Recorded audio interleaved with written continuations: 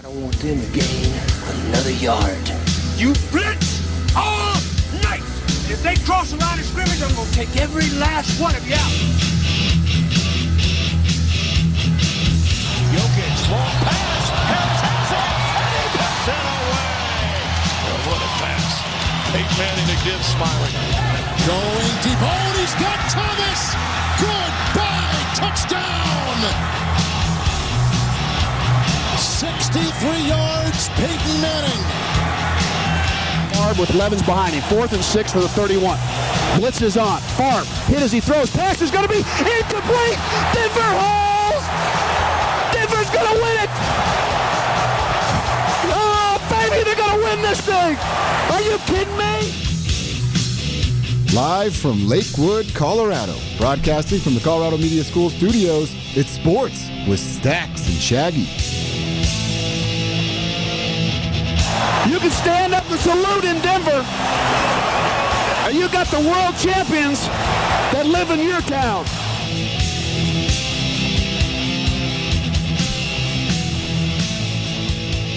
Yo, and welcome to a Thursday edition of Sports with Staxxx and Shaggy, a very exciting show.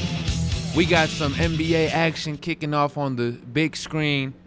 And you know what? Hold on, I gotta slow it down the way I'm talking, man. My mouth's kind of throbbing, man. You know, the pain's hitting. Had a dentist appointment before the show. You know, I don't know. What's your worst dentist experience? So, in middle school and as well as in high school, I had braces. So for 3 years, I had to deal with braces. So every time I went to the dentist or the orthodontist, I hated it because every time I went there, I knew that I was going to get something done with my teeth to tighten them up. And for the next 2 weeks, couldn't eat anything solid. I couldn't chew gum, couldn't eat caramel, couldn't do anything like that, couldn't enjoy candy, couldn't enjoy Laffy Taffy.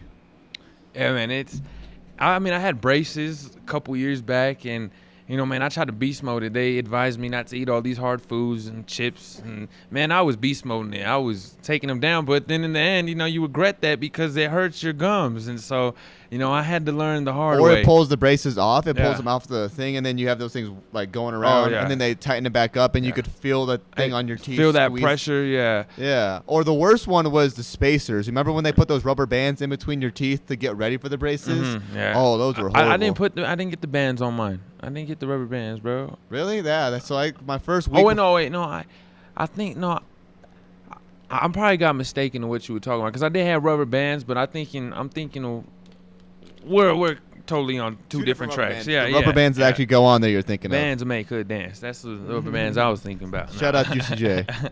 No, we got a good show for you though coming up. As we said, we have some NBA. You know, the NBA is officially back with a couple double headers tonight.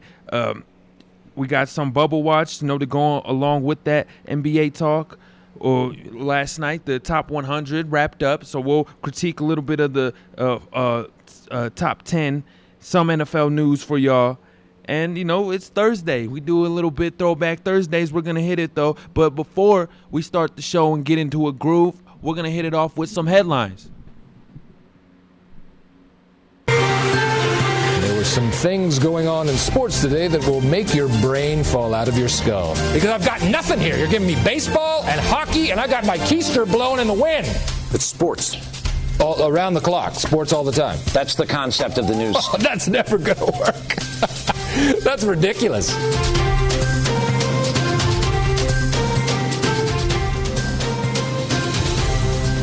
And before we hop into the sports headline topic, there's actually a breaking news story that happened earlier this morning. And Jake, you have a little bit of detail on this, but the Coors Brewery had a fire, and I got the thread you had sent to us and the Twitter thread, and can kind of detail what went on with that fire.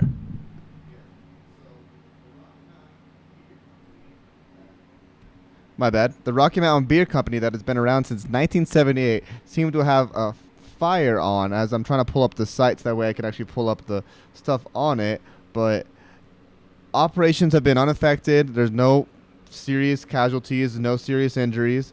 But it says right here, wood planks were burning on the top of a 16-story building And according to authorities, firefighters had to haul out hoses up on top of the roof and structure, as well as a large updoor staircase to spray waters on the flames. It seems like as if it was towards the back half of the brewery. I don't know if you've ever been to the Coors Brewery. So on your way to, of course, I always relate it to Blackhawk because on the way to Blackhawk, you always pass it all the time. But on your way to Blackhawk, you actually see it down the highway or down the canyon. And every time you pass it, you always can smell the Coors, the piss water smell. Yeah. No, it's unfortunate. It is, but it's definitely big breaking news out here in Colorado for sure. The guy, Adolph Coors. And I told you my Coors story. That and I didn't realize this, that he was buried actually out here in Denver. Adolph Coors, who passed away in like the 30s, long time ago. But I was actually went to the graveyard one day, and that there was we just looking at the graves, man. They have some unique graves, burials, tombstones over there at Crown Hill on 26th and Washington, and we were just looking, and then this big like tombstone looked more like a monument, and so we looked over there, me and my family, and we went over there like, what's that? And we read the name on it. It said Coors. There's no way it's Coors. And so it said Adolph Coors. And then so I just Googled it. I Wikipedia'd Adolph Coors. The name popped up. The exact date that was on the tombstone popped up. And the exact date that he had passed away had popped up. So, I mean, that was just a fun little story, I guess we could relate with the Coors, man. Yeah, and speaking of breweries, gonna have to go check a couple of them tomorrow. I heard that Blue Moon Factory is actually open till 10 o'clock now. And yeah, I'm condoning that. I'm all in for that, man. The sports are just starting back tomorrow. I don't know. Saturday the Nuggets will get their actual official start up, so we're excited tonight. See, I'm stuck in between a rock and a hard place on Saturday. My brother's birthday is on Saturday. And you got to turn the Nuggets game off for him, man. That's what I was telling him. And my brother's a huge Nuggets fan, so I was like, we got to play the game, Andrew. Yeah, we got to play it. You have to, man. No, getting to the NBA, we have more Nuggets talk for y'all coming in later on, but NBA, as we said, is back tonight with the Jazz and the Pelicans. They played their game earlier, really a close game, a game that we've been all waiting for, something that the fans have deserved, a game that was only decided by 2 points, by 2 Rudy Gobert free throws down the stretch. Leading scorers for the Jazz was Jordan Clarkson with 23, 8 for 17. The leading scorer for the Pelicans, Brandon Ingram, 7 for 20.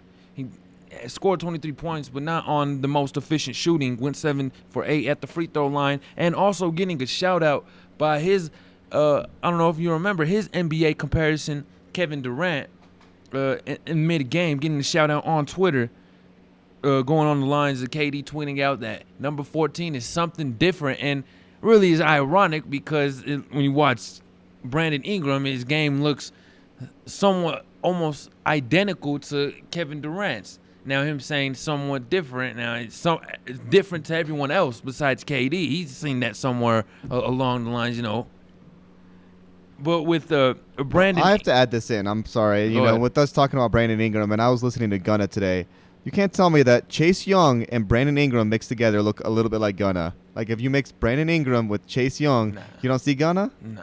You don't see Gunna? No. I'm going to pull up a picture during break. I don't. Brandon Ingram. You got to mix the hair. He's like a nephew, Snoop Dogg's long-lost nephew. But you got to add in the hair, but then you also mix in what he looks like with Chase Young. I'm pull up like those Chase pictures. Young's fat. That brings the body mass for Gunna. Because I'm wondering, where does the body mass between those two guys, Brandon Ingram and Chase Young, make up Gunna's body mass? Because Gunna is does not have an athletic body. No, he has a lean belly. No, Brandon Ingram, though, one of his best improved year, able to showcase it tonight. As we said, not the most efficient shooting. Zion Williamson was able to get some minutes tonight, and it looked like that the Pelicans, even though they had been out for 4 months, they are still on the trend of, what would you call it? I wouldn't call it redshirting Zion. He's playing, obviously. Giving him experience, and not only giving him experience, but giving him valuable minutes. Because these, even though if they don't make the playoffs or if they don't do well, these are still valuable minutes, and it's still time that he's going to be used to. It's very well served. He's going to be. This is it's valuable time to be using him. It is managing his minutes. He was very efficient in only 15 minutes. scoring 13 points. So he was able to do some things, in the end. Then the Pelicans did lose. But they, the funny thing, the Pelicans were the favorite to win this game, which brings me to the question, why is everyone against the Jazz? Now, I'm one of those guys who's against the Jazz only for, even before the coronavirus and the whole kind of narrative that surrounded that. I was just against that. I don't feel that the Jazz have enough offensive firepower to push them through the playoffs. Now, they have everything on the defensive side, yeah. But who's going, when Donovan Mitchell is having an off night, who's going to be that other guy? Now, Rudy Gobert can't do it down low. Bojan Bogdanovic, your sniper three-point guy who has been out. It's going to be hard, but now, it seems like everyone else, because before, everyone was on a Utah Jazz bandwagon. They had them as a dark horse contender, and now they seem like they have slowly left that conversation. Their name has exited that conversation for sure. But, they won tonight. They're able to, they have 7 more games. And, the Nuggets have theirs coming up Saturday. The Nuggets will be playing the Jazz here in, a couple of the games. We'll have to, for sure, keep our eye on that date. And, one more headline before we go in to break. And this is, I don't want to call it too much of a headline, but the Rockies are having their off day today. They're 4-1 after winning 4 games on the road. They'll be coming back against the Padres tomorrow. John Gray will be starting tomorrow against the Padres, his first career home opener start. And as everyone, may be familiar, that John Gray has had a history of dominating the Padres. The Rockies right now, a crazy stat. They're outscoring their opponents 21-9 in their 5 games. A team who last year was known to actually being, a team that other squads love to beat up in, the July and June months. And there was a game against the Giants where they gave up, I think maybe 20 runs. I might be mistaken. They might have given up 19. But they were on the other side of these defeats. Now they're winning these games. Now, yeah, it is only 5 games. Now it brings us the question, can the Rockies still finish as a 500 team? It really does bring up the question, and we were talking about it yesterday, and we were really getting into it yesterday. If the Rockies were to go 5 wins and win these 5 wins and a 160-game schedule, that would equate to what? 13-1, 14-1. That's 14-2, 13-2. That's insane. That's their 13-game win streak, a 12-game win streak. That's insane, especially from what we've seen recently from the Rockies. Yeah, so John Gray will be making his second pitch tomorrow, or second start, tomorrow. Kyle Freeland, who will make the start after that second game against the Padres. I just want to bring it back to that. Right now, it looks like in the Rockies' strong suit has been their pitching. And that's been everyone's question, can their pitching get them over the hump? We know about their offensive firepower, but it's all about their pitching. And coming up, after we come back from break, LeBron is in action tonight, and so are a couple other NBA teams. Is this real life? This is Sports with Staxxx and Shaggy.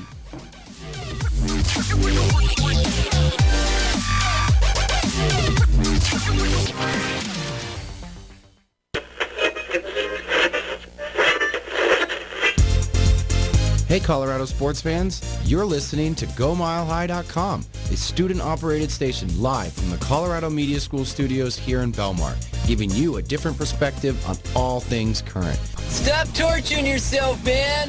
Live in the now! So stay tuned to see what's coming up next on GoMileHigh.com, Colorado's sports lifestyle. Showing! I'm taking a trip over to Tibet, see the sights, climb a hill or two. But I remember, oh man, I got one guy out here who I actually know. So I give an old ringy-dingy to the Lama. What? The Dalai Lama, his laminescence, flowing robes, grace, bald, striking really. I says to the Lama, hey, you remember that round I caddied for you down in Shangri-La? Well, apparently some station out in Lakewood taped the whole thing. See, the Lama's a big hitter. Nailed 2 eagles in a row that day. Well, he says, what station could have possibly gotten all the way out to my sacred holy lands, the Shangri? I says it was none other than GoMileHigh.com, Lama. They got the best sports coverage in the state. The Lama actually tips me this time, 2-1. So he pretty much stiffed me again. But I got him hooked on GoMileHigh.com. So I got that going for me, which is nice. That's great. GoMileHigh.com. If it's great radio you're looking for, then you're in the right place. Because at GoMileHigh.com, we have tons of shows discussing sports, news, politics, entertainment, community affairs, and much, much more. Awesome! Totally awesome! And don't forget, if you miss out on one of your favorite shows, you can always access our archived episodes at GoMileHigh.com on your own time. If I'm here and you're here, doesn't that make it our time?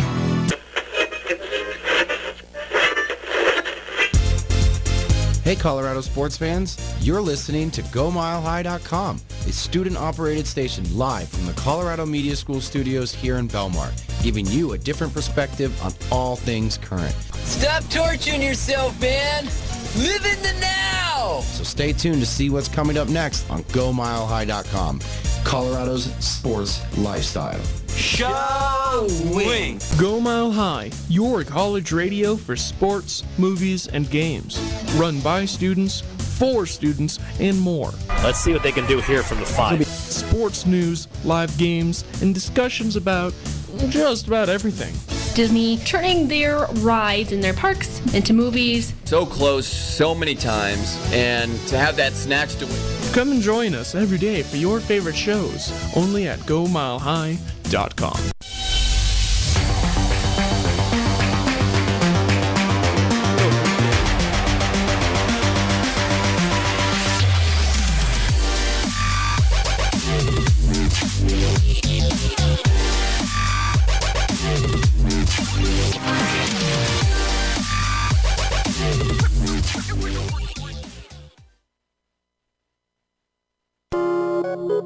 This is The Bubble Watch with Santiago Staxxx Salazar, here on Sports with Staxxx and Shaggy. 7 rebounds for Jokic. Alley-oop, that's too high. Oh, it's not too high! Oh, we just over here cracking jokes on how Dion Waiters looks right now. He doesn't look like a 28 or 29-year-old. More like a retired analyst. No, man. It's dope out here actually when we're watching, man, because I actually forgot about the whole jersey thing where they actually had, like, they can have their own social, issue messages. You see JR out there. He has Justice Now. I mean, a couple guys got Inequality, Black Lives Matter, which is awesome. You have, you're being love to see it. more outspoken. But the thing is what's crazy, and our program director Miles, I was having a conversation with him here at the round table in the middle of the break, is why isn't LeBron James wearing a social justice message? He has his last name on it, which is I'm not disappointed in it. It's, as I was telling Miles, it's well documented of what LeBron does outside and off the court, and what he does in the community. It's kind of rather shocking that someone who's that outspoken about social justice issues would not put a social justice message on the back of his jersey and take advantage of what Adam Silver is allowing. Yeah, it's very surprising. And to move it over to the NFL, I would love to see this with NFL players, and I would love to see NFL players and Roger Goodell allowing these players to put something on their jerseys, allow them to put decal on. I know they're allowed to put decal, but allow them to change the back names of their jerseys. I would love to see that. Mm-hmm. So. No, without a doubt. And as we're on the topic of the Lakers and the Clippers right now. Lakers right now have an 8-point lead with 6:45 left in the second quarter inside the bubble. And, hey, man, this is the bubble watch. We're literally watching the bubble. This is the second half of the doubleheader that the NBA on TNT is treating us with tonight. The first one being Utah versus Pelicans. We went over that a little bit in the first segment. This one right now, man, it's looking LA's way. It's the battle of LA, and it's kind of bringing up this question now, getting to the LeBron, more of the LeBron area. LeBron, it's giving me the question: how many minutes is LeBron gonna play? These are all makeup, standing games right here. This is not the playoffs right now. This is for playoff positioning. Obviously, Frank Vogel's gonna want to have to save some of that durability, and I wouldn't just say durability, but a lot of that playing time for the playoffs for LeBron. And you see, it was obvious in the scrimmage. That's what they were doing. That management, that time management. LeBron played only 15 minutes in that first scrimmage. He played 25 minutes in the second scrimmage, and third scrimmage rested. And so now, we'll get a more of an update on the game. I just want to look in the box score. I think what's going to be the most intriguing stat of LeBron James, it's not going to be points, it's not going to be rebounds, it's not going to be assists. It's going to be the minutes he plays tonight. It is. And to bring it back to what we were saying earlier, Zion had incredible production in his short, limited minutes. And it brings my question is, are they going to be doing the same thing with LeBron? I mean, Zion is younger and then LeBron's older. I mean, they both have that same, not exactly track record, but you don't want to get your young players hurt just like you don't want to get your old players hurt. And like you said, you want to keep them rested for these playoff games. And I think we're all under the same belief that if one team we think that can make that run, it's probably going to be the Lakers. And yes and no though. When you're saying with Zion and LeBron, is the Pelicans doing the same thing with Zion as the Lakers are doing with LeBron? I say yes and no. Yes, that they're trying to save Zion's his actual substantial minutes. So if they do make the playoffs, the thing that bugs me with that is the Pelicans they don't have a solidified playoff spot. The Lakers have a playoff spot, so they could play LeBron James 5 or 10 minutes in these next 7-8 games, and just save his playing time until the playoff time. Now they're not going to play him 7 or 8 minutes, obviously, but you see where I'm getting at. The Pelicans, they need Zion Williamson as much as they can right now because they're still fighting and clawing for a playoff position. And that loss that they had today did not help them at all. They're going to have to win out all these 8 games, and they barely lost that game today to the Utah Jazz. You imagine if you get Zion for maybe 5 or 10 more minutes, could you have won that game? Could you have at least down the stretch could have Zion made a difference? Zion right now, I think that the Pelicans are preserving him in a scared way. I feel that you've held him out as much as you needed with the first half of the season, and now you've had an extra 4 months to sit him out. Like this, Zion's had like 2 off seasons. It's felt like. So to be sitting him out the way that the Lakers are sitting him out, LeBron is already. He's confirmed. He's already. He's the king. You know what I mean? You want to save LeBron for those playoff runs. Zion, you got to play him now. If you don't have a solidified playoff position, just like how the Lakers do, I don't know why the Pelicans are managing Zion's minutes the way that the Lakers are managing LeBron's minutes. No, seriously, I also saw I saw a thread on Facebook about 2 weeks ago saying that when you play your games, and this is just adding off into why they don't play their minutes, and if you play these games in July and June, they said that when you play in July, about a 30% increase happens for ACL tears, and then as well as about a 20% increase happens with Achilles tears. So a lot of these injuries to the lower body could possibly happen, and these basketball players, running up and down the court, jumping very, very, very high and landing on their legs. I could easily see some players getting hurt. So I feel like that's why they're doing that. They just don't want to get these players hurt, and they don't want to get these players risking anything, especially for the playoffs. You want to have LeBron to play big minutes, like you said, in the playoffs. You want to have Kawhi play big minutes. You want Giannis to play big minutes. These 8 games, I mean, yeah, they're good, but they're really fill-me-out games, aren't they? Yeah, they are. And, we brought up a little bit backtracking here. We brought up if Zion played tonight, he would have – the Pelicans could have had a chance. They only lost by 2. Well, I just looked at his plus-minus. Zion was minus 16. So I don't know if playing Zion any more than 15 minutes would have made a difference. I honestly think they might actually lost a little bit more now after looking at that stat. And he looked efficient, though. 6 for 8. He took 8 shots in 15 minutes. Man, they're giving this kid the green light for sure. But if you're only missing 2, then why not jack him up? And a lot of his shots, I'd imagine, were around the rim. But when you're a minus 16, come on, man. There's something in there that Zion's not doing now. They probably didn't play the best of defense.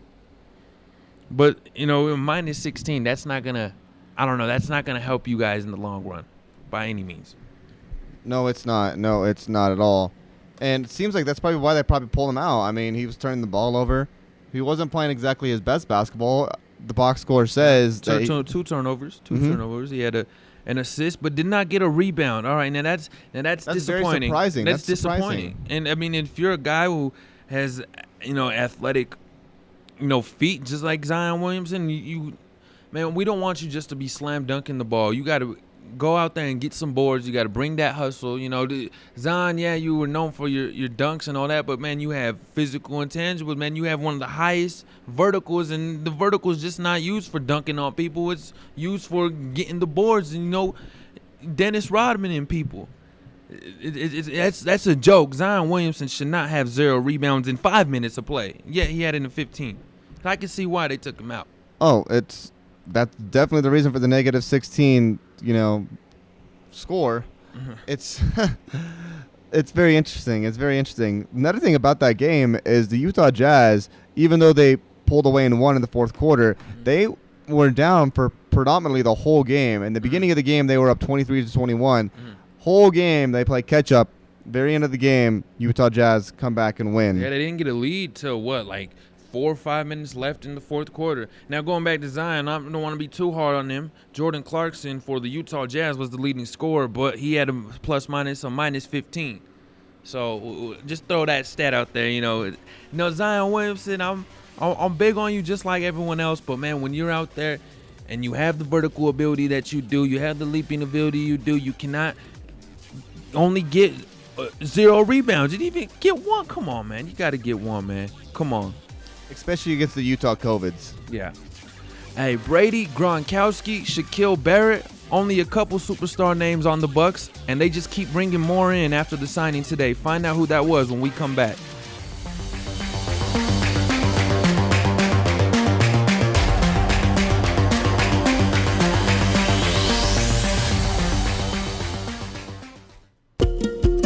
Every day, across this country, hundreds of college radio stations take to the air, broadcasting music and programming that you won't hear anywhere else. It's one of the last places where people can really be able to actually say what they want to say. Without it, you wouldn't have a place for local artists to perform.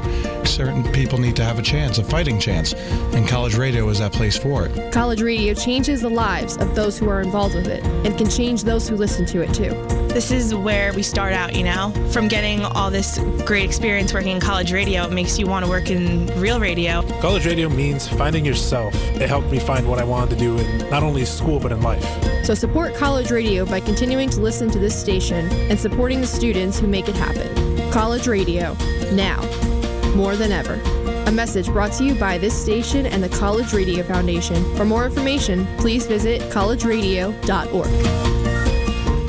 Taking a trip over to Tibet, see the sights, climb a hill or two. But I remember, oh man, I got one guy out here who I actually know. So I give an old ringy-dingy to the Lama, the Dalai Lama, his laminescence, flowing robes, grace, bald, striking really. I says to the Lama, hey, you remember that round I caddied for you down in Shangri-La?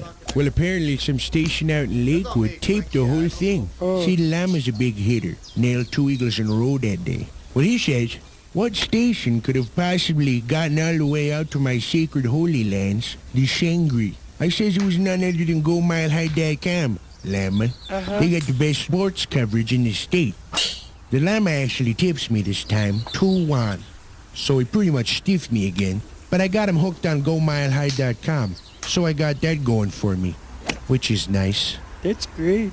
GoMileHigh.com. At Chewy's, weekdays from 4 p.m. to 7 p.m. Fully loaded nacho car. Nacho car? Yeah, that's right. And it's free. You'll get chips, salsa, queso, taco, meat, and more. And don't forget to pair it with one of the signature margaritas. Only at Chewy's. Tex-Mex done right. Must be 21. Find a location near you at chewy's.com. Hurry in. 7 p.m. The trunk closes. If you have ever dreamed about being on TV or the radio, listen up. Start your broadcasting career today at the Colorado Media School. You'll have the opportunity to work with and learn from actual on-air talent that work within the Colorado media. Within a few months, you'll know how to engineer, produce, and even host your own TV/radio show. I'm a current graduate, and let me tell you, the Colorado Media School has given me opportunities and internships that have helped me take my career to the next level. So apply today at the Colorado Media School, located at 404 South Upham Street in Lakewood, or visit us at coloradomediaschool.org.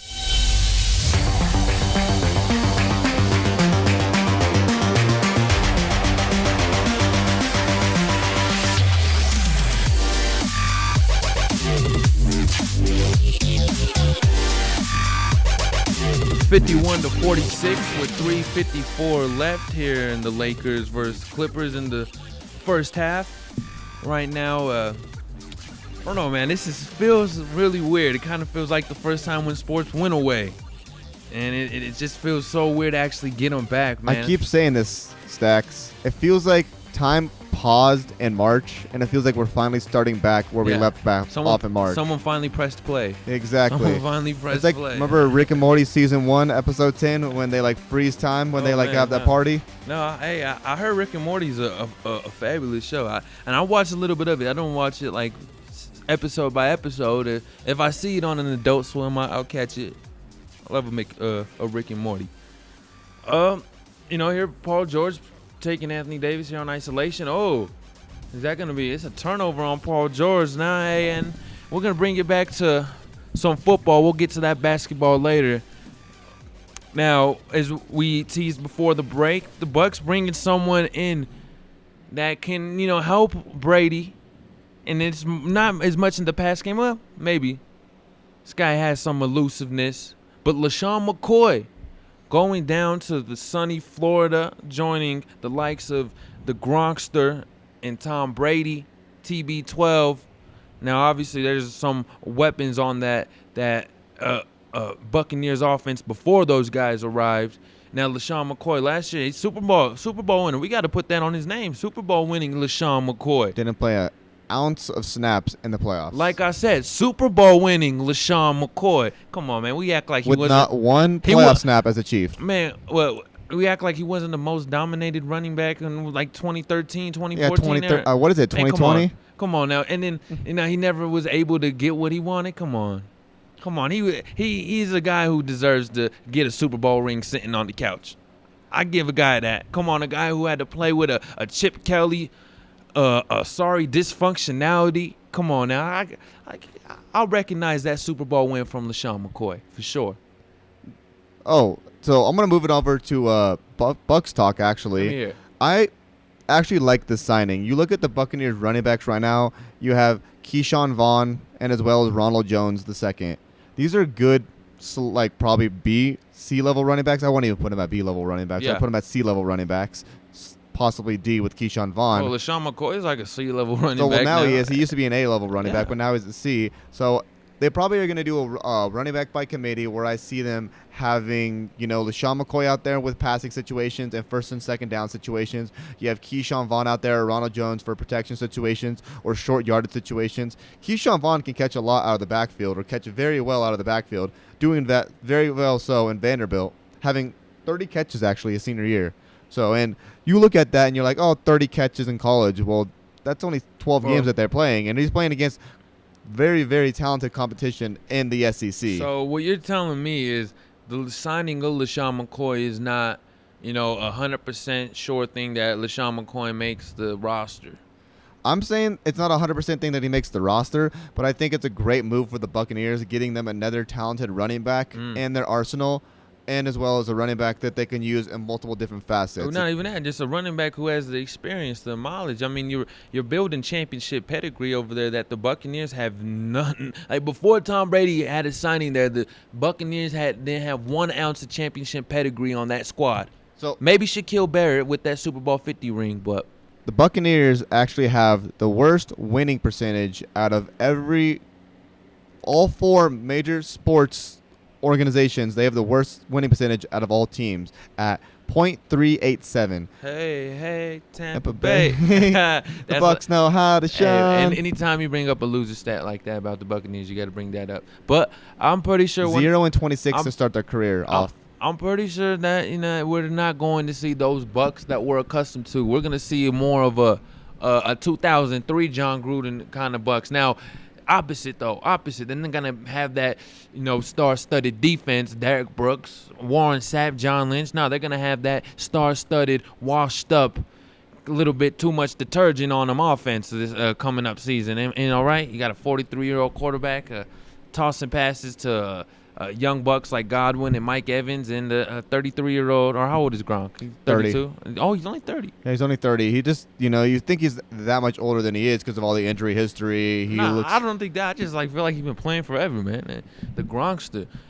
And, everyone, I feel, by this point knows my take. I don't think Gronkowski's going to put up the crazy, crazy numbers, but that's only because he's not going to get the playing time that he saw back in his early days. But before you get to you, Jake, but when Gronkowski will hit the field, it will be he will make sure that you felt him. He's going to make sure that that he's there. His presence is felt.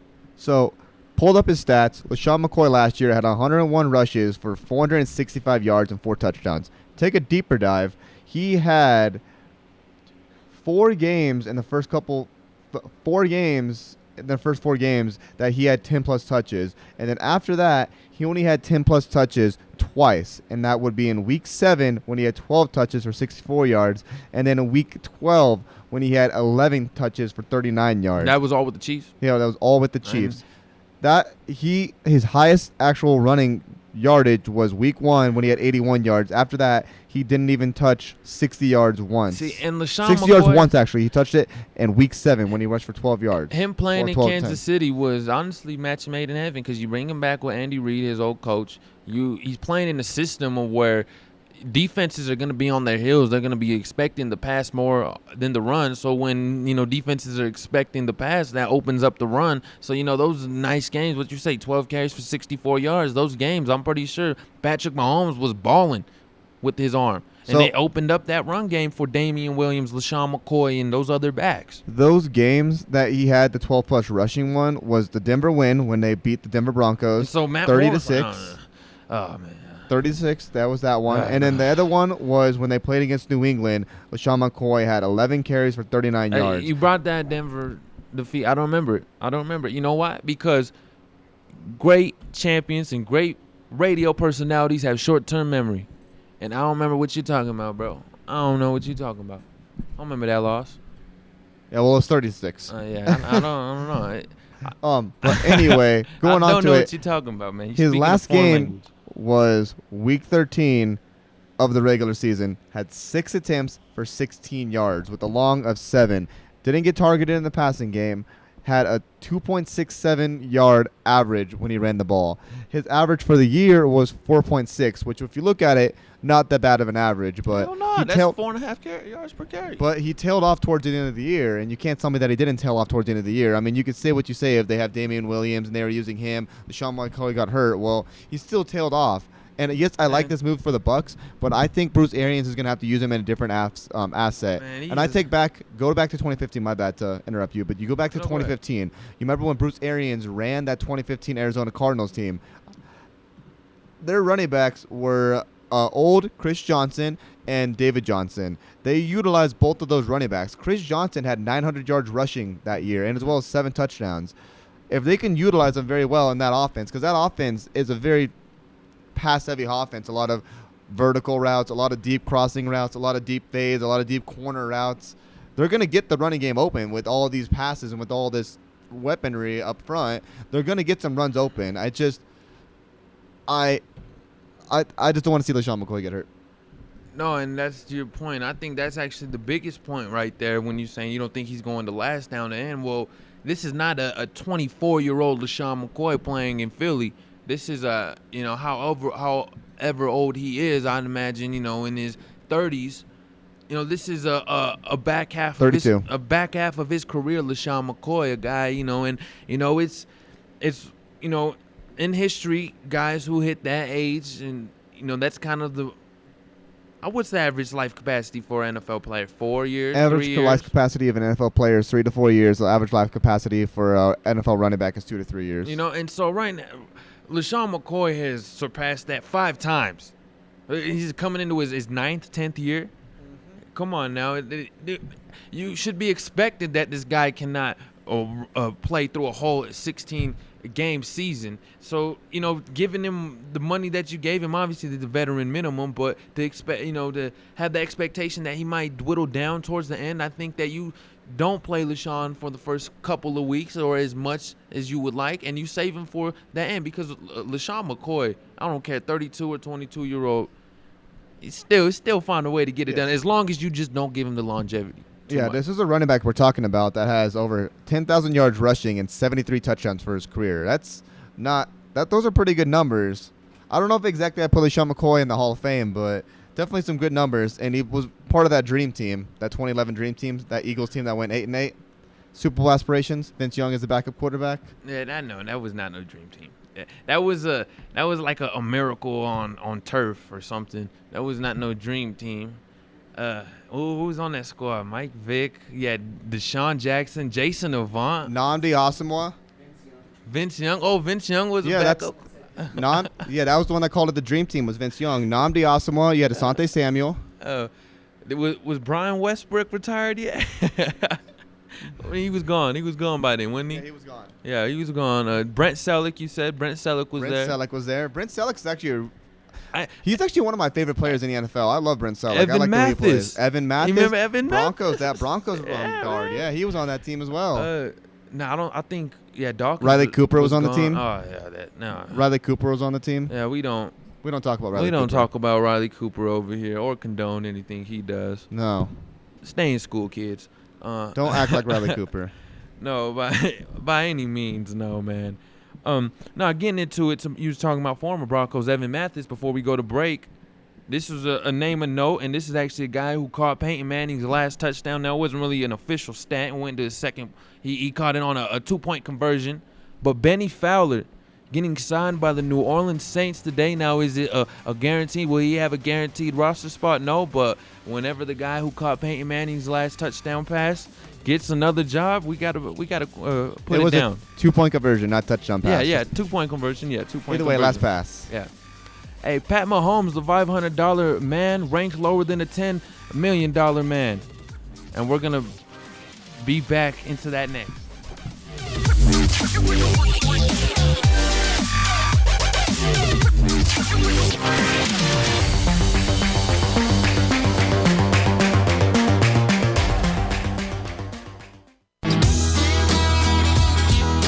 Come on in to the Cacharis River Bed and Breakfast for an inviting and relaxing retreat in the southwestern Colorado mountains. Whether you're kicking up your feet in the comfy day room or sipping on cocktails down by the river, you're sure to have a great time. Enjoy fishing, hiking, and hunting, all with the comforts of walk-in showers, private balconies overlooking the beautiful Cacharis River and Valley, and breakfast cooked fresh daily by the loving hands of the owner, Galen Smith. If you get hungry in the afternoon or evening, grab a cold one, good company, and grill out on the deck. Or you can come stay at the famous Dog Bar and Grill, just a stone's throw from the B&B. Book your room now at CacharisRiverBnB.com. That's CUCHARAS RiverBnB.com. Cacharis River Bed and Breakfast. Tell them Arthur sent you. Here at Dick's Sporting Goods, we're having our biggest sale of the year. Save up to 75% off on apparel, footwear, fan gear, and more. With free shipping of online orders over $49, you can't beat these deals. Dick'sSportingGoods.com has your fitness set up for the new year. That was online at Dick'sSportingGoods.com. Stop by. Y'all ready for this? There's a side of aloha with every meal at L&L Hawaiian Barbecue. A unique style of Hawaiian place with 2 scoops of rice and a creamy macaroni salad. It's delicious for the whole family. Join our ohana or come party with catering and get the goods like recipe books, hats, and gift cards. Come to our 2 convenient locations in Aurora or one in the Springs. Or you can order online at HawaiianBarbecue.com.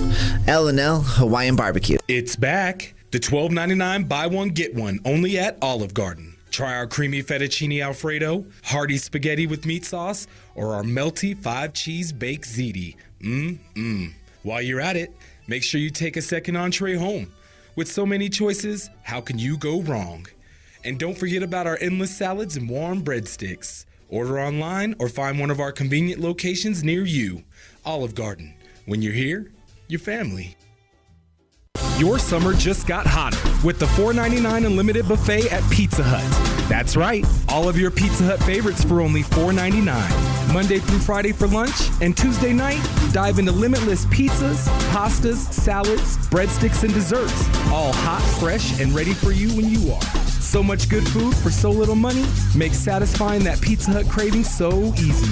The $4.99 Pizza Hut never-ending buffet, all at a great price and ready for you today. Make it great at Pizza Hut.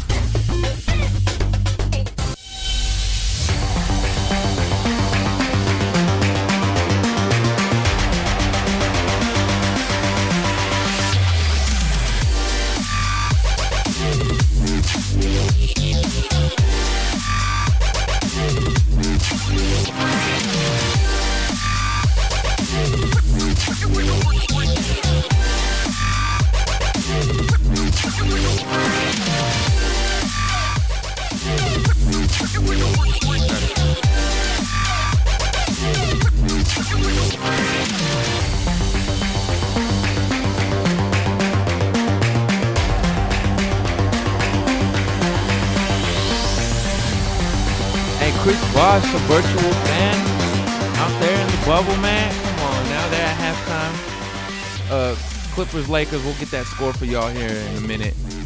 Kenny Smith doing his thing in the halftime report.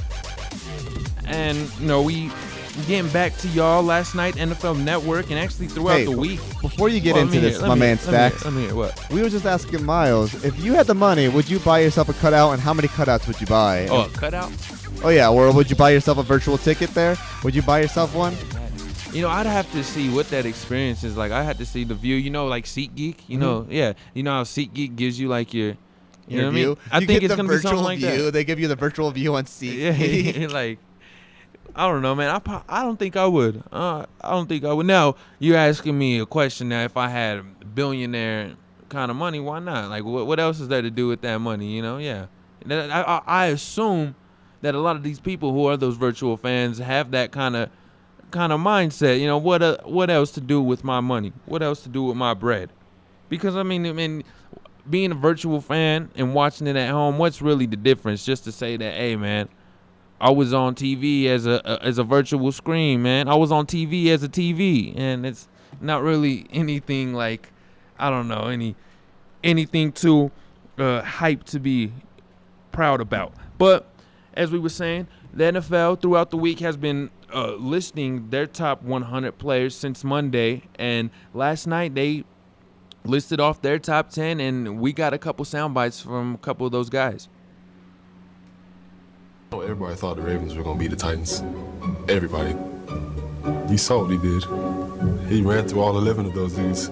That's what he did. It definitely gives not only me but the team a burst of energy knowing that you got a running back with a defensive mindset. I feel like that's what he has. There was one play that I could pick out, particularly when he stiff-armed Earl Thomas. When you have a running back with a defensive mindset, everyone scary. On that list said that Derrick Henry reminded him of a defensive end, and he is built like a defensive end. He is 6'3", 260 pounds running at you. That's not a running back. That's not a running back. You know, I love how the Tennessee Titans how they use Derrick Henry. You know, you saw in 2016 they drafted him in the second round. They still had DeMarco Murray, so you know with that exotic smash mouth. Yeah, and they were playing kind of like a 1-2 punch, but it seemed like DeMarco was getting a lot more touches than Henry.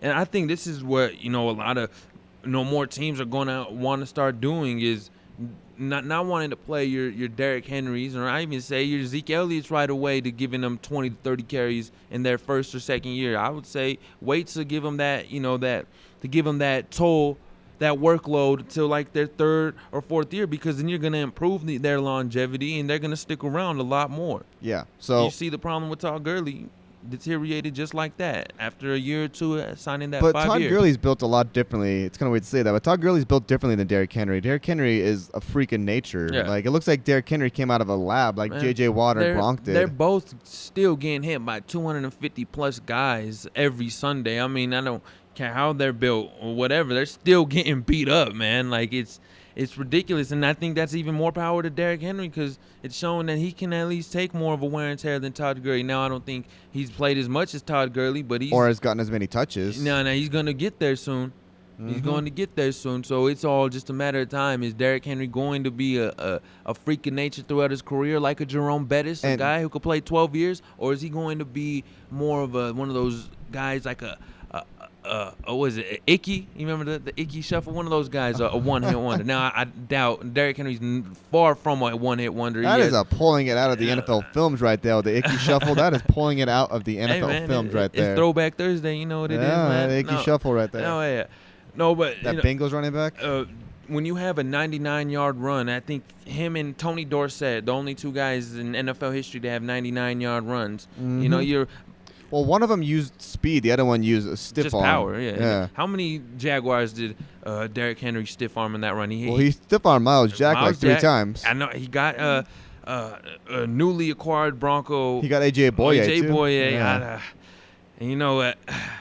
That one hurt me. And Boye ain't even made a snap in a Broncos uniform, and that hurt Jackson me. said that every time that Derrick Henry stiff arms, he gets 10 free yards. You know, stiff arm, 10 free yards. Stiff arm, 10 free yards. He's a beast, man. Try to take that guy down. Now, hold on. All right, I got a question for you. Would you try to tackle Derrick Henry for $10 million, or you got to lock down LeBron James running at you full court, down the speed, and you got to take a charge for $10 million, and you got to get the charge call. Well, I'm not going to. And if it's a offensive or a defensive foul, you don't get no money.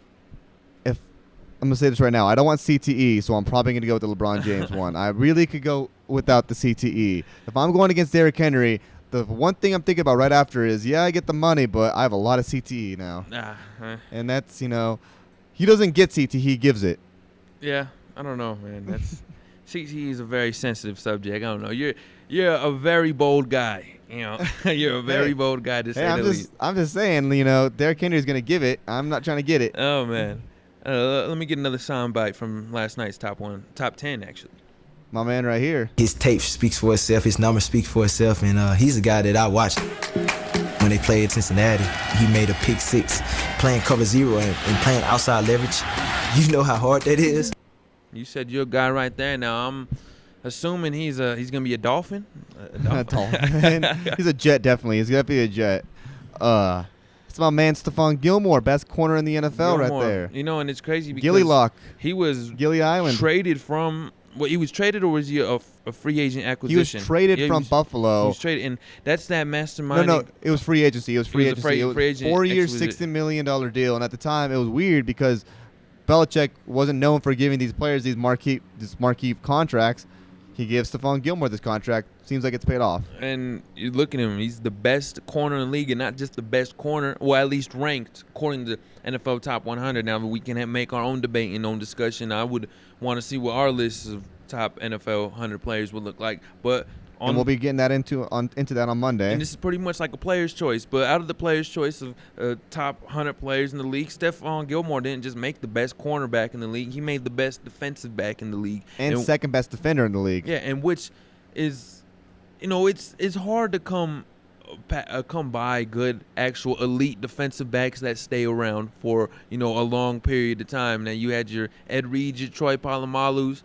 Now, who do we have that a guy, a safety you could actually say is a cornerstone of a safety? You had Brian Dawkins back in the day who stayed with Philadelphia. We have that Jamal forever. Adams. Jamal Adams is the only one. You see him gone already. He played 3-4 years ago. Well, that's the Jets, though. That's the Jets. The Jets. Yeah, that's bad organization right there. That is. Yeah. But still, man, there's really point me a defensive back, a safety, a corner who has been with the team for the last 10 years. You look at Jalen Ramsey, a guy who started crying and moaning as soon as his team started losing, and this was just a year after they Earl actually Thomas showed is the their only one I can potential. think about. Earl Thomas, and even then he hasn't played for the same team. And even Earl Thomas, the Seahawks did kind of do him dirty. I don't want to bash Earl Thomas's name, but they're not the. Hey, Patrick Peterson, there's one name right there.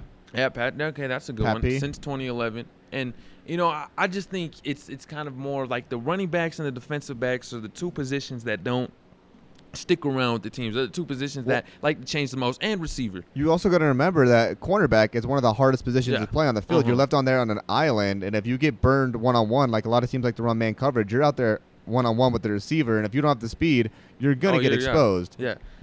And, I mean, that might be a reason why Belichick got rid of a lot of those guys. And Belichick's a hardhead for sure, man. Yeah, that's the main reason he got rid of Malcolm Butler is because he was getting exposed in Jacksonville or against Jacksonville. And Malcolm Butler was definitely a system player. Talk about if at the right time, right place at the right time was a person, that's Malcolm Butler. You know who wasn't, though, and who really played well outside the system was Logan Ryan. Logan Ryan actually was a great corner. You remember Logan Mankins? Logan Mankins. How many Logans have they had on the Patriots?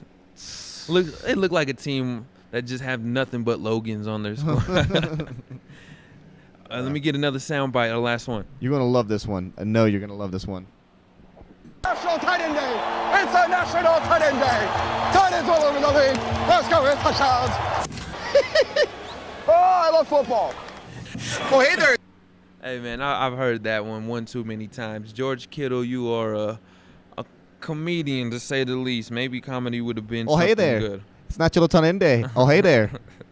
Hey, we were talking about it. There's George Kittle, Travis Kelce, and now Gronkowski making his comeback. These guys, they're freaks of nature. Freaks of nature. Not just that. It's like there's a handful of people, not in the league, but in the world, of what these guys can do. These guys can go out and catch the ball like a receiver and then go out there and block the protect the passer or protect their back like a guard or a tackle.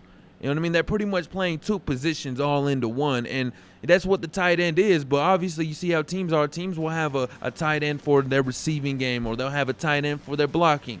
No, Travis Kelce, George Kittle, those guys do it all in one. They do. And to finish up the list, Michael Thomas, number 5. Aaron Donald, number 4. Or no, Patrick Mahomes, number 4. Aaron Donald, number 3. Russell Wilson, number 2. And your man, the myth, the legend, Lamar Jackson at number 1. At number 1, and that at 401, we could get it back in that. And we discuss that when we get back here. But we got Moody Mondays, Ruby Tuesdays, Evergreen Wednesdays, but the best of them, we got Throwback Thursdays. See who made the cut this week.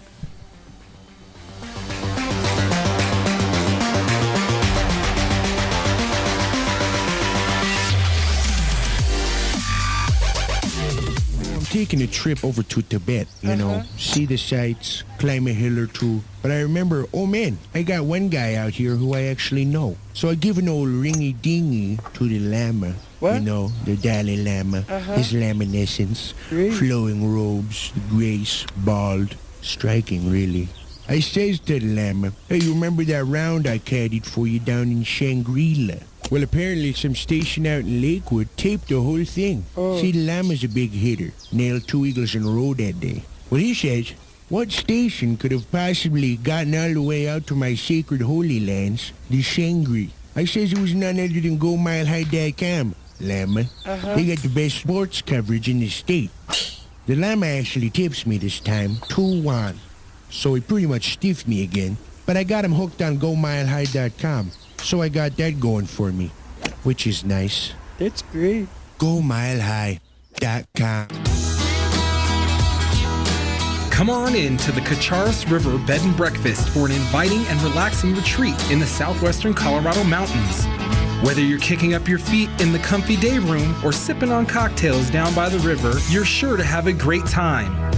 Enjoy fishing, hiking, and hunting, all with the comforts of walk-in showers, private balconies overlooking the beautiful Cacharis River and Valley, and breakfast cooked fresh daily by the loving hands of the owner, Galen Smith. If you get hungry in the afternoon or evening, grab a cold one, good company, and grill out on the deck. Or you can come stay at the famous Dog Bar and Grill, just a stone's throw from the B&B. Book your room now at CacharisRiverBnB.com. That's CUCHARAS RiverBnB.com. Cacharis River Bed and Breakfast. Tell them Arthur sent you. Go Mile High, your college radio for sports, movies, and games.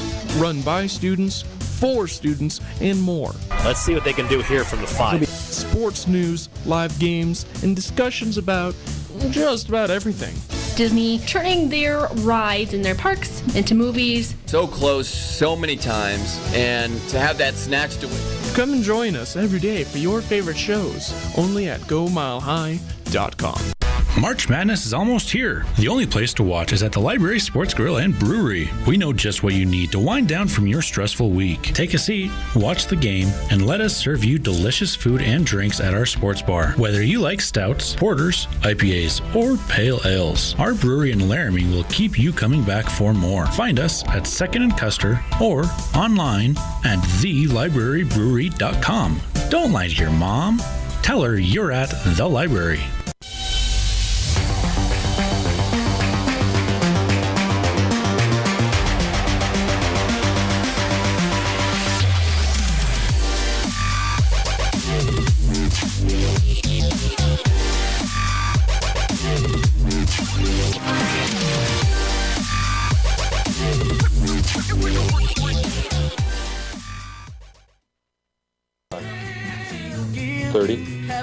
Thirty seconds. I'm on right now. I don't believe you. A little bit of Rob Burgundy there. We don't ever miss Rob Burgundy. He's like our third co-host. Always got a little bit of him in there. He really is, honestly. I gotta love some Ron Burgundy. You know what's funny? And Knights of Columbus, that hurts. It's gonna make a lot of people mad. We use a lot of Rob Burgundy on this show. I've never seen any of those movies. I've never seen any of them, man. We got your boy Staxxx coming to try to be Anchorman. He's never even seen Anchorman. Oh, no, I don't want to be an Anchorman. I'm good on the Anchor. Well, I mean, you know, if you're like talking sports Anchorman, sports Anchorman. I like the personality. I'm gonna watch it though. No, I've heard good things about it. I don't know. I am a Will Ferrell fan. Well, whenever you want it, I own the movie. I got I own the movie whenever you want to watch it. Do you ever watch? Do you have a Discord?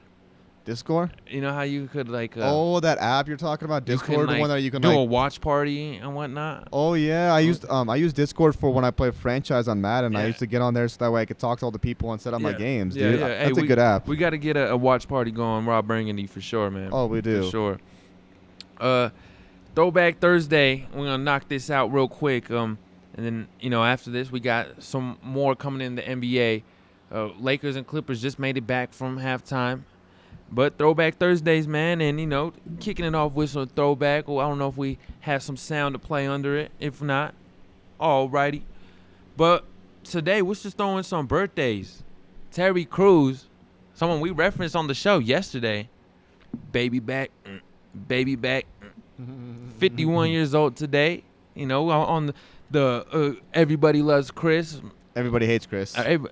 No one loves Chris. Everybody loves Raymond. I was thinking. Mm-hmm. I was thinking about that. Yeah, everyone loves Raymond. No one likes Chris, though. Yeah. Longest Yard, White Chicks. White Chicks is probably my favorite movie with Terry Crews in it. And people all forget he former San Diego Charger when they were in San Diego. And as well as he's gone through a lot. Terry Crews has had battles with addictions. I don't want to talk about what he's had battles with addictions on here. I know. But he's had pornographic addiction. Yeah, he's had some crazy life, and not only that, but then with abuse. Terry Crews and his pornographic addictions. It's all right though because he's gone on to I think it was the Dr. Phil show and talked about it. His wife brought him on there. He brought him on with his wife. And you know what's crazy? He was crying on there too, man. If y'all know who Deezus and Miro is, they roast everyone, and they roasted Terry Crews for this. And Terry Crews, shout out to this man, got much respect. Even after crying on Dr. Phil, they brought his little clip up, and they were, freeze framing it and clowning on it, just like how every other celebrity they did. Terry Crews had the balls to go on their show and actually joke with them and clown with them, and he thought that it was funny what they were doing. And that's how, if you're getting roasted. How humble he is. Yeah, if you're getting roasted in the media for something that's obviously dumb, don't be a crybaby about it. Own up to it, and it's Terry Crews right there. I mean, Terry Crews has a great personality, and he has this, he's a great actor. He's a great human being. He's, I love anything I see with Terry Crews. All day. And another birthday that Terry Crews shares with Chris Mullins. Before the Splash Bros, there was Run TMC. Everyone knows that. That's a throwback right there. Mullins. Everyone, Tim Hardaway, man, those those Warriors squads were pretty beasts. People don't realize how bad the Warriors were within that gap of when, those. What was that 07 Warriors team called? The We Believe. The We Believe. That was a team who, that was the first time the Warriors had made the playoffs in 16 years. Last time they made it was when Chris Mullins was on the squad. And you know why they're called the We Believe? And I'm pretty sure Miles back there don't want to relive those moments, but Dirk Nowitzki's MVP season, they're the first seed. They're playing the nobody Warriors who got Matt Barnes and Steven Jackson and a washed-up Baron Davis as their best player, and they lose to him. They lose to an AC. Now, I don't know if that's more of an upset to a win, more of an upset to when the Nuggets beat the Seattle Supersonics. Now, I think maybe the Supersonics upset might be a little bit more of note because we're in Denver, and plus that Supersonics teams were 94? A little bit more legit than the Maverick teams. I just want to say. Mm-hmm. I just want to say. No, getting into it, any more birthdays you want to give to know, or is that the only two? That's the only two that I could really find of. I mean, there was other birthdays this week that we could take a note, but I want to do it today. Okay, and hitting this, now I didn't know this. Now, this is not a sports note, but Harold and Kumar came out in 2004 on this date as well. One of the best movies all time. Mm-hmm. One of the best. I don't know if it goes in that category, but it's a pretty good movie. It's a pretty good movie. Yo, my favorite character on all those Harold and Kumars is Neil Patrick Harris's little cameo. Like, his cameos on there are so hilarious. It's such a rip-off of who he is. It's so crazy, I know, man. that's why it's so crazy, because it's like, dude, that's not who you are in real life. And shout out Neil Patrick Harris talking about a guy who was humbling and was able to get out of his comfort zone. Hey, shout out Neil Patrick Harris. Also, Sharknado came out today. Sharknado 2. I've never seen 1 or 2. So Sharknado is basically a movie about a tornado with a bunch of sharks inside the tornado. Wow, really? Yeah. So they're just like flying in the tornado and attacking people. Yes. How the hell did the sharks get in the sky? Here's my thing: is how the hell did this movie get past the board op or the board? It's like how did this movie even get made? It's like how do you think that production meeting went? Like, oh yeah, this is a movie about sharks in a tornado. Oh, that's a hit.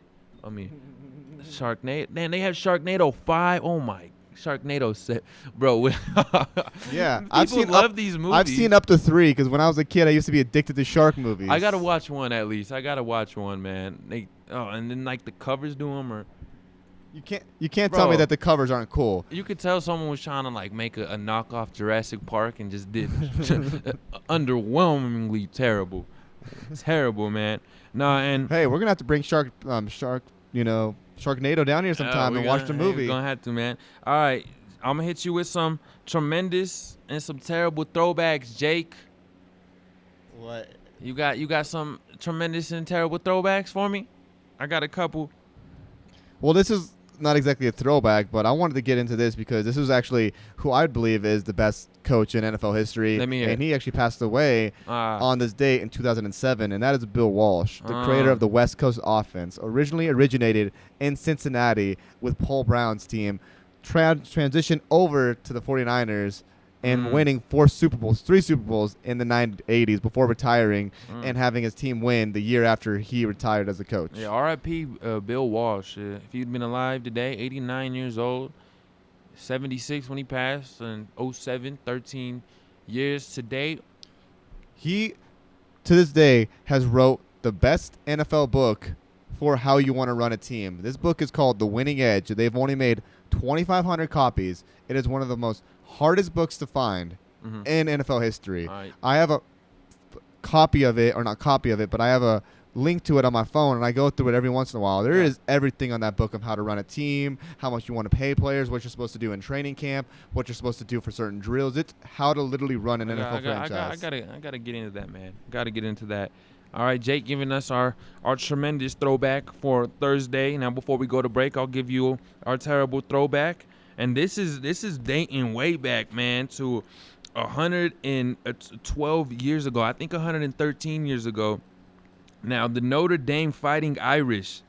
Now, they scored 27 touchdowns 113 years ago. Now, not today. It was in October 28th, 1905. The Fighting Irish had their most dominating offensive performance in program history, beating the American College of Medicine and Surgery 142-0.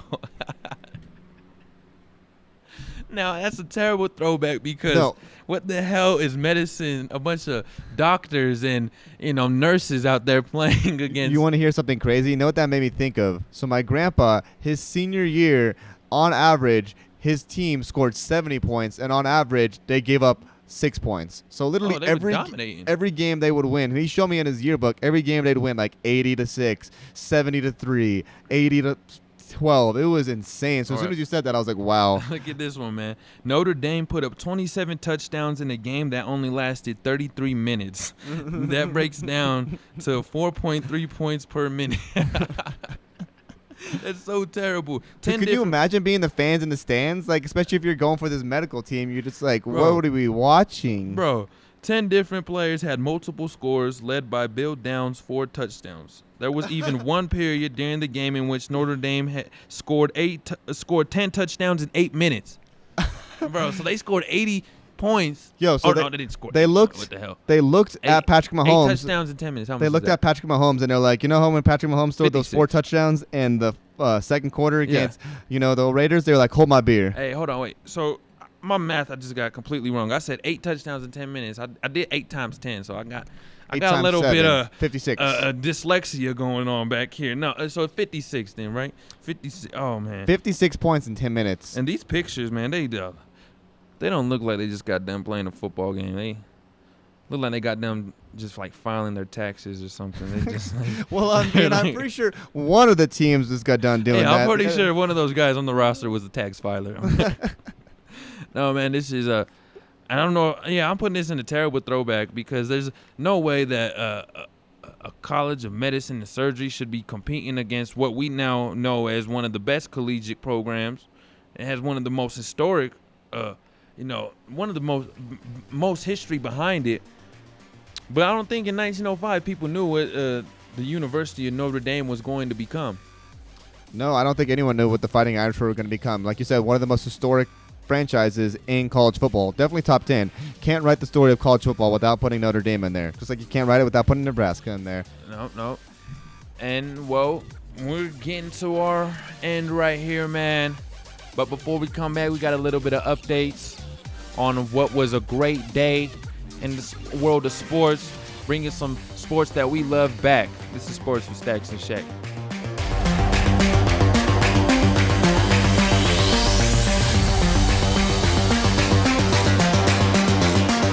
If you have ever dreamed about being on TV or the radio, listen up. Start your broadcasting career today at the Colorado Media School.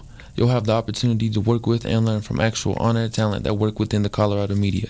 Within a few months, you'll know how to engineer, produce, and even host your own TV/radio show.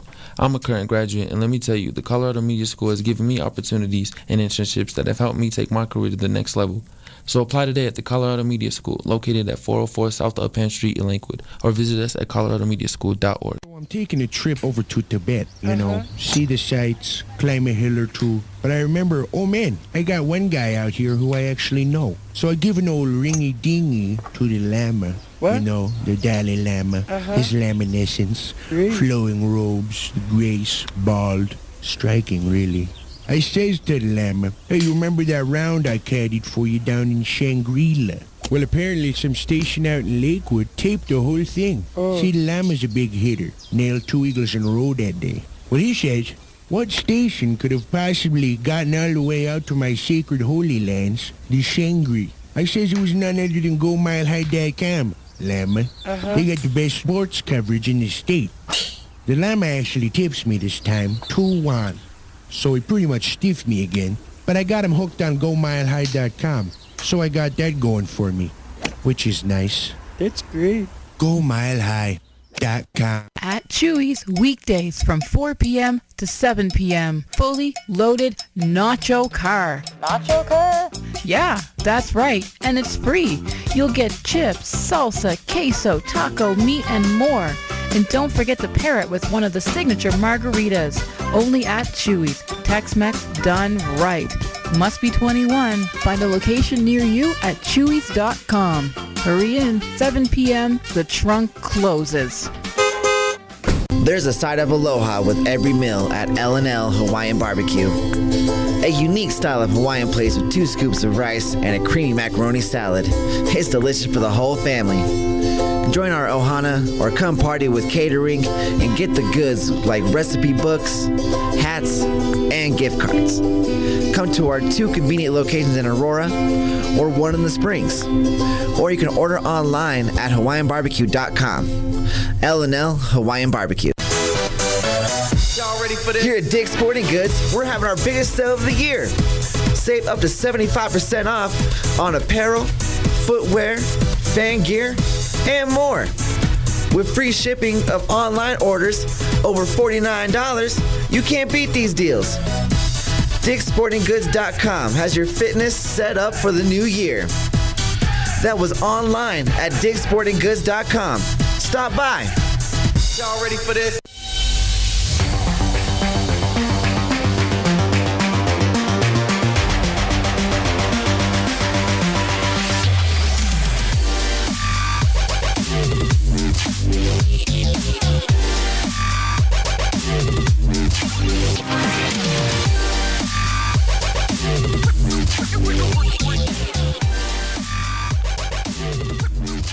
Caruso at the free throw line.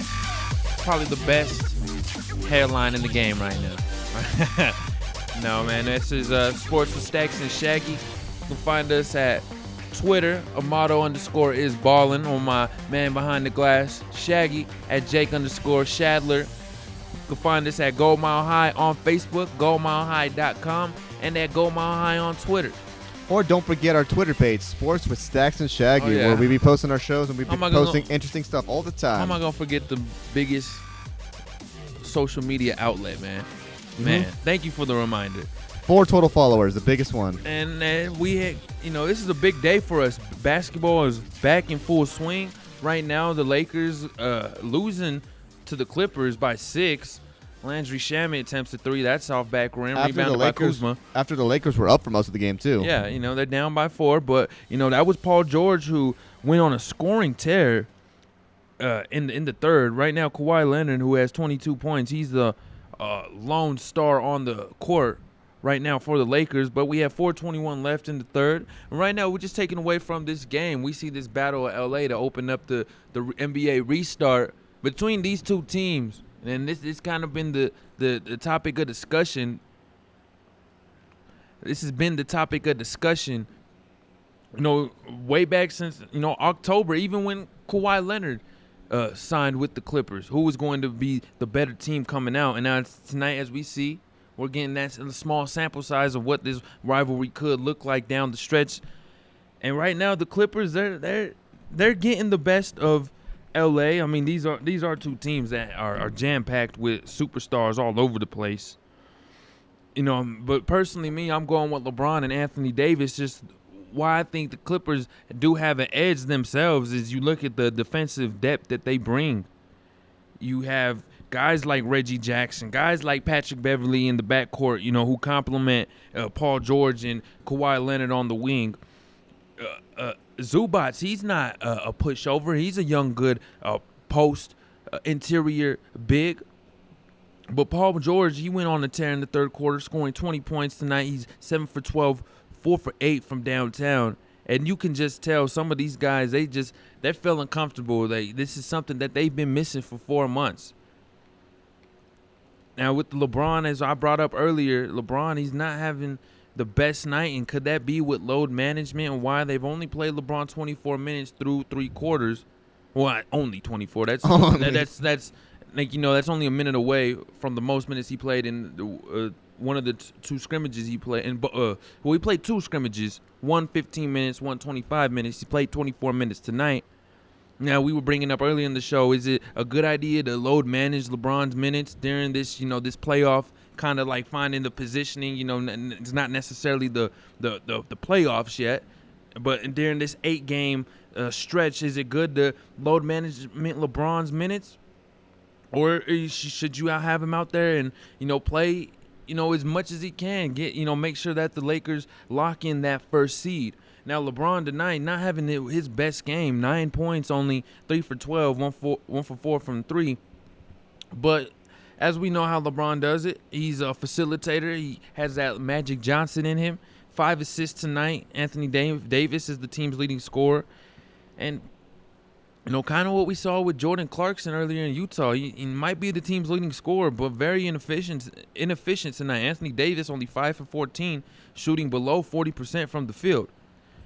And it's just kind of been a grittier game.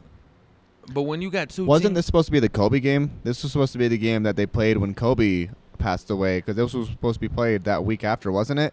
Because they have two. And then they postponed it. It might have been. Is this supposed to be the Kobe game? Because they had 2 games that they're playing against each other. Yeah, it might have been. You might be on a right track there. We'll have to look into that within our over the weekend break. And then we'll get back to you guys on Monday. The Clippers just hit a 3, 71-64. We're keeping a close eye on this one. Obviously, basketball's back. We got to keep our eye on it. But we got some more games coming tomorrow and Saturday. The NBA is going to be jam-packed. And, this is what we the people Nuggets need after having a 4-month pandemic. And the pandemic actually still being an ongoing issue. And like we were saying, it felt like earlier, like we were saying, in March, everything paused, and it felt like since then, life was on the pause button. Like, you remember in the movie Click when he has that universal remote and he's able to pause time and resume time? Yeah. It felt like Adam Sandler paused time on March 17th, and he resumed it about July. We're living in Adam Sandler movie right now, man. Hey, I'm not gonna be too mad about that. I'd like to live in the longest yard, though. I would live in Adam Sandler movie as long as it was made before 2005. So you don't want to live in Jack and Jill? No, I'm good on that. I would live in Uncut Gems, just not as one of the bookies that Adam Sandler owes. Right. So here for tomorrow, Friday night's hoop schedule: Magic at Nets. Now, obviously, there's really no home or away team unless you're the Magic. The Magic necessarily, this is an away game for them, but they're still pretty much home. Grizzlies and Trailblazers, Suns versus Wizards, Celtics versus Bucks, probably the best game on the list. Kings versus Spurs. Now, actually, Maz might beg to differ. Rockets versus Mavericks, a little Texas hoedown going on late night. Dallas ESPN. versus Houston. Right now, they don't really have a favorite. The spread is even, so no favorite, no dog for that matchup. That's the 6th seed versus the 7th seed right there.